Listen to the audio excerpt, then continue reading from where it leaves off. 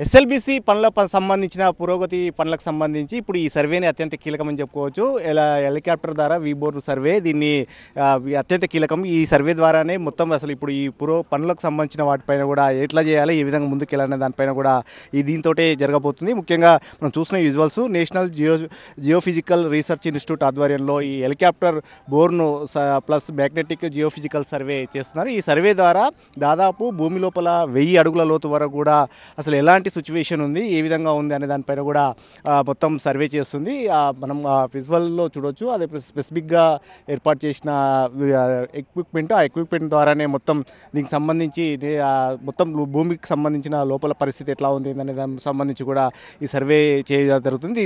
దీంతో shear Jones, నీటి ప్రవాహాలు ఏ విధంగా ఉన్నాయి, ఎందుకంటే ఇప్పుడు టన్నెల్లో టీబీఎం అంటే boring machine, tunnel boring machine సంబంధించి ఏవైతే ఇరుక్కుపోయి అక్కడ మొత్తం లూజ్ సాయిల్ వల్ల 8 మంది ప్రాణాలు కోల్పోయారు. ఈ పరిస్థితిని ఎదుర్కొనేందుకు హైటెక్ సర్వేను ప్రభుత్వం చేపట్టింది. ఈ సర్వే ద్వారా, హెలికాప్టర్ ద్వారా ఈ సర్వేను ఈరోజు సీఎం రేవంత్ రెడ్డి లాంచ్ చేయడం జరిగింది. ఈ సర్వే ద్వారానే మొత్తం దీనికి సంబంధించి భూమి లోపల ఏ విధంగా ఉంటుంది, 1000 అడుగుల లోతు వరకు కూడా దీనికి సంబంధించి కూడా సర్వే చేశారు. ఈ సర్వే చేసిన తర్వాత సాయిల్ టెస్ట్ను పరిశీలించి దాని తగ్గట్టుగా పనుల పురోగతిని ముందుకు తీసుకెళ్లాలని కూడా ఆలోచిస్తారు. మొత్తం మీద ఎస్ఎల్బీసీకి సంబంధించి ఈ పనుల విషయంలో దాదాపు 4000 క్యూసెక్లు, ప్రతిరోజు 4000 క్యూసెక్లు ఇక్కడ నుంచి నీటిని తరలించేందుకు కూడా ఏర్పాటు చేయడం జరిగింది. దీనికి సంబంధించి ఇంకా 9.5 కిలోమీటర్ల వర్క్ ఉంది. ఎస్ఎల్బీసీకి సంబంధించిన వర్క్, టన్నెల్ వర్క్ ఇంకా ఉంది కాబట్టి దాన్ని కంప్లీట్ చేసేందుకు కూడా ఈ సర్వే అత్యంత కీలకమని చెప్పవచ్చు.